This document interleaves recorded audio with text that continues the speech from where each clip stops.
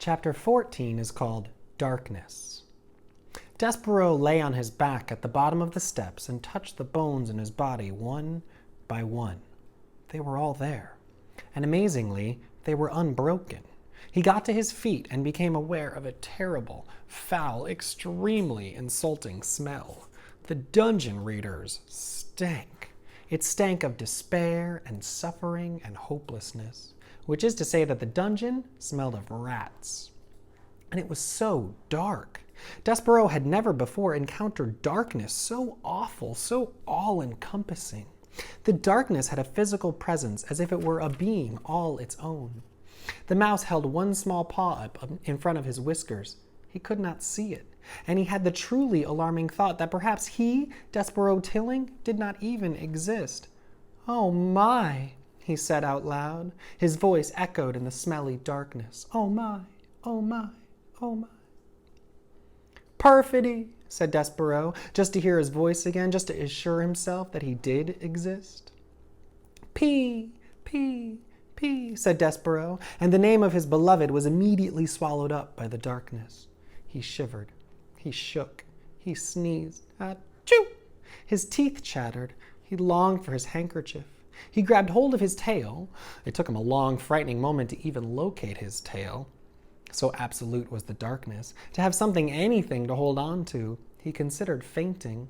He deemed it the only reasonable response to the situation in which he found himself, but then he remembered the words of the threadmaster: honor, courtesy, devotion, and bravery. "I will be brave," thought Despereaux. "I will try to be brave like a knight in shining armor. I will be brave for the Princess P." How best for him to be brave? He cleared his throat. He let go of his tail. He stood up straighter. "Once upon a time," he said out loud to the darkness. He said these words because they were the best, most powerful words that he knew, and just saying them comforted him. "Once upon a time," he said again, feeling a tiny bit braver, "there was a knight, and he wore always an armor of shining silver." "Once upon a time?" boomed a voice from the darkness. "A knight in shining armor? What does a mouse know of such things?" That voice, the loudest voice that Despereaux had ever heard, could only, he assumed, belong to the world's largest rat. Despereaux's small, overworked heart stopped beating, and for the second time that day, the mouse fainted. That's the end of the chapter.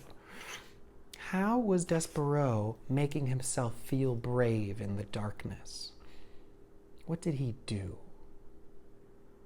Yeah, he started telling himself a story. What story did he start telling himself? Yeah, the story of the fairy tale that he read in the library. I know, because he said, "Once upon a time there was a knight in shining armor."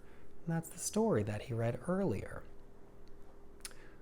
Who does he hear in the dungeon? We don't know who it is, but he thinks it's a really big rat. And so what does Despereaux do? He fainted. Oh, all right, let's keep going.